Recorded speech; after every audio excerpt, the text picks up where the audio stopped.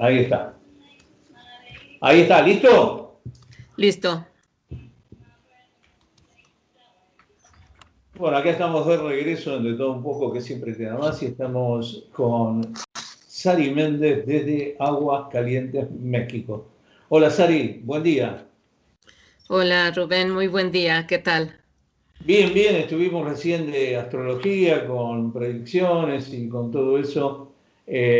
Y bueno, ahora vamos a ver si entramos un poco en el tema OVNI y en todos estos fenómenos que están sucediendo en todo el planeta y en el espacio. Pues adelante, Bueno, contanos las sigamos. últimas novedades, te he visto muy activa. Muchas gracias. Bueno, como sabes, ya estamos formando parte de un equipo que está recopilando casos OVNI ya investigados que cuentan ya con documentos de reportes oficiales de que el evento ha ocurrido. Y nuestra función es ampliar ese archivo de documentos y presentarlos al público desde un canal que generamos para ello, pero es una presentación de casos OVNI con un enfoque diferente. Es decir, nosotros eh, presentamos el caso si es un caso que consideramos que es nuevo para la mayoría y después hacemos un análisis de los documentos que hay y que apoyan el hecho como real. La intención es trabajar con Sephora para aumentar esos archivos y lograr una desclasificación desde el punto de vista civil de esos casos.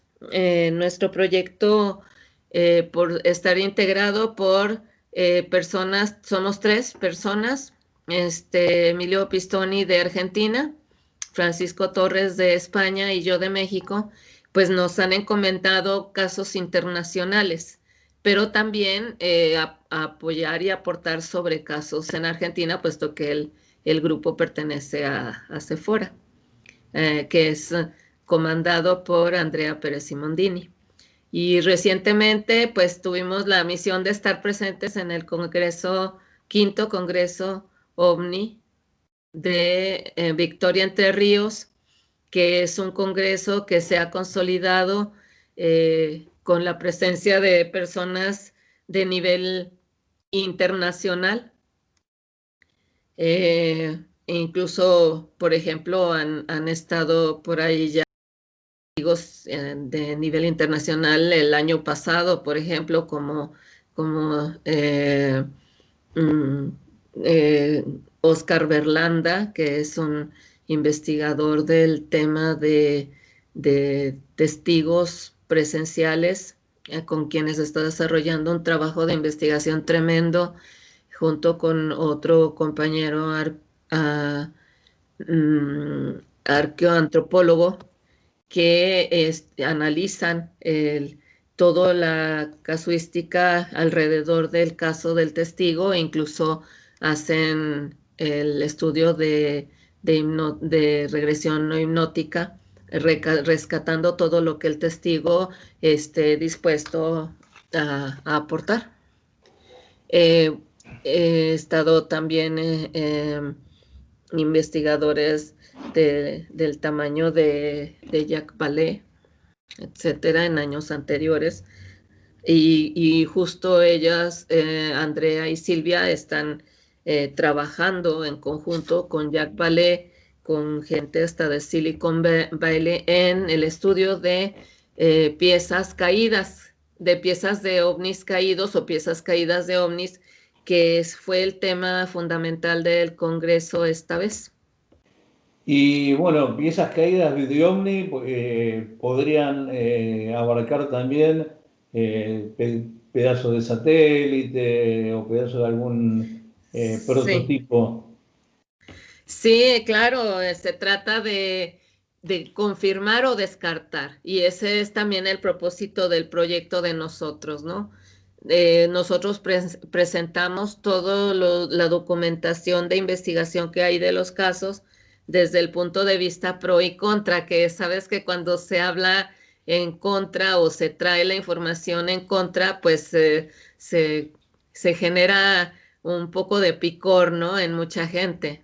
Parecería como que si se apoyara, pero realmente cuando se hace una investigación de cualquier tipo, pues se tienen que tener todos los elementos a la mano y en el caso del tema OVNI hay que partir de un escepticismo moderado y estar abiertos a todas las posibilidades.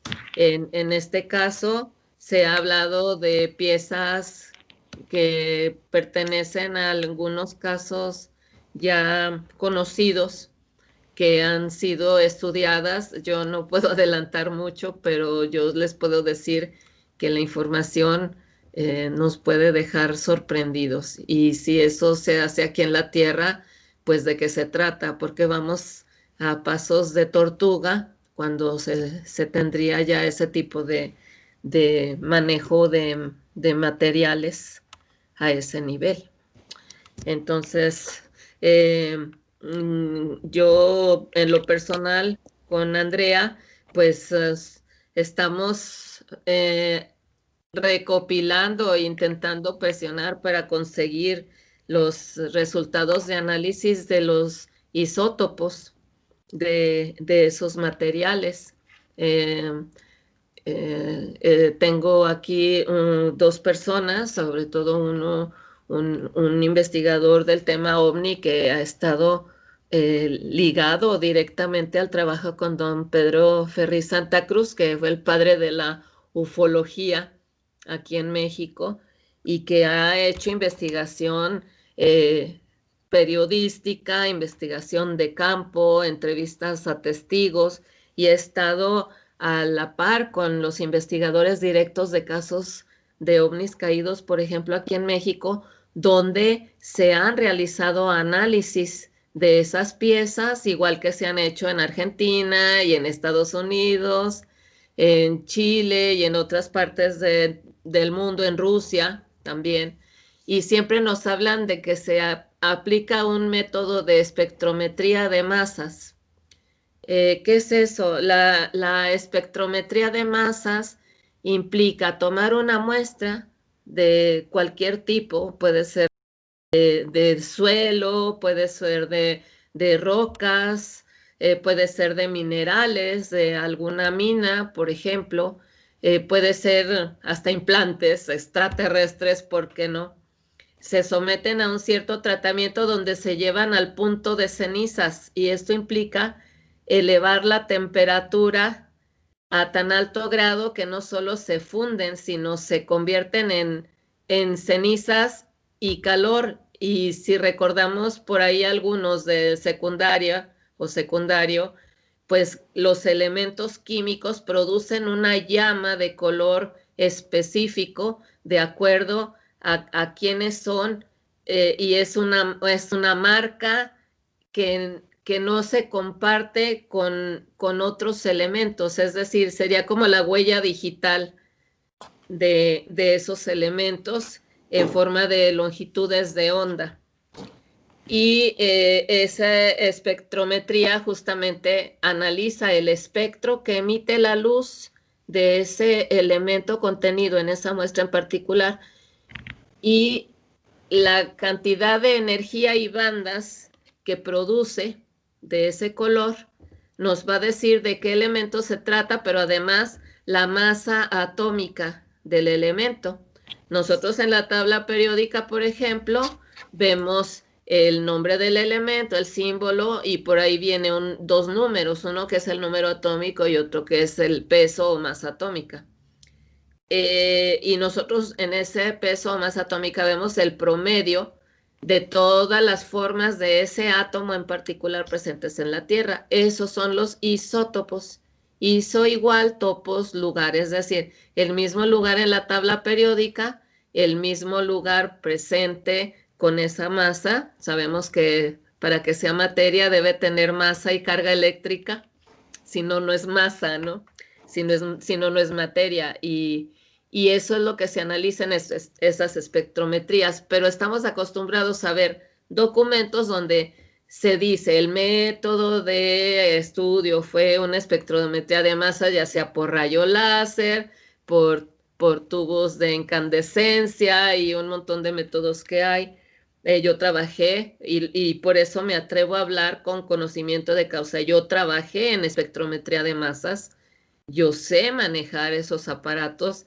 De hecho, el primero que me tocó por allá a mediados de los 80 era un aparato que parecía de la Segunda Guerra Mundial, que fue una maravilla, porque cuando yo voy a aprender el método, voy a la universidad aquí en mi ciudad, la universidad de mi estado, de Aguascalientes, y tienen un aparato pues de última generación en ese tiempo.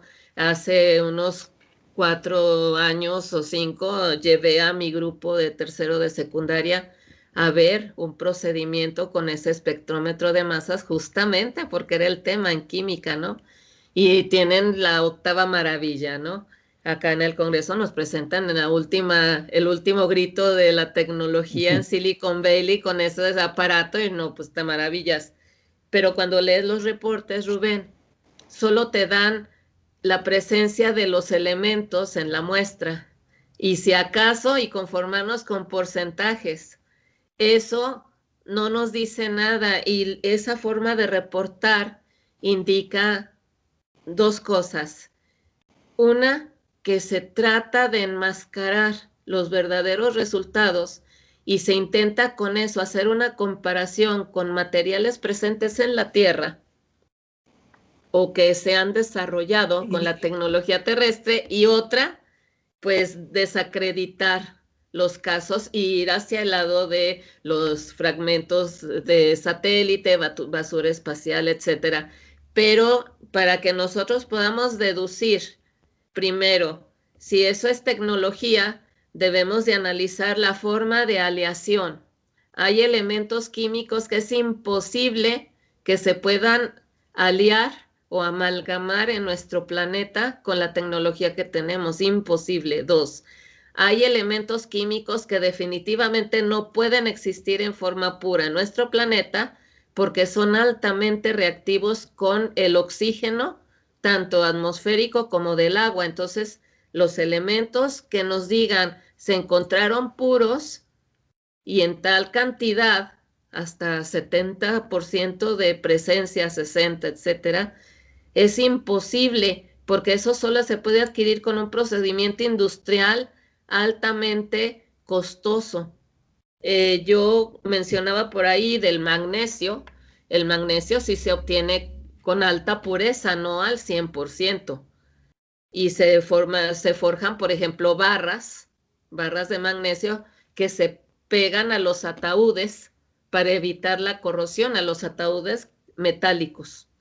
Si tú abres un ataúd, entre la madera del cajón y la cubierta externa, que es una maravilla, un lujo, ¿verdad? Encuentras esas barras de magnesio, es lo que hace caros a los ataúdes, no es el material en sí del ataúd, a menos que sea la cubierta de un metal de oro, por ejemplo, o de un metal costoso. Lo que hace caros esos artefactos que no presentan corrosión es porque llevan esas barras de magnesio integradas. Y eso es algo que nunca se menciona. Entonces, si en una muestra de un objeto rescatado por un testigo que ha tenido un avistamiento, un encuentro cercano con una nave extraterrestre, o que se ha recogido un fragmento de un ovni tal cual visto por cientos de personas y se analiza y nos vienen a decir que tiene un elemento como el magnesio o el aluminio al 100% pureza y en un porcentaje alto, bueno, entonces ¿de qué estamos hablando? Y además aliado con elementos que sería imposible. los elementos, ni siquiera el oro se encuentran puros aquí en la tierra, en la naturaleza. El oro viene también como óxido y hay que extraerlo con mercurio y luego fundir, calentar o evaporar el mercurio, porque el mercurio absorbe o alía automáticamente al oro. Cuando evaporas el oro, se fue el oxígeno del óxido y queda el oro puro. Por eso también el oro es costoso y es peligroso de extraer. Minas de oro han generado muchos problemas de contaminación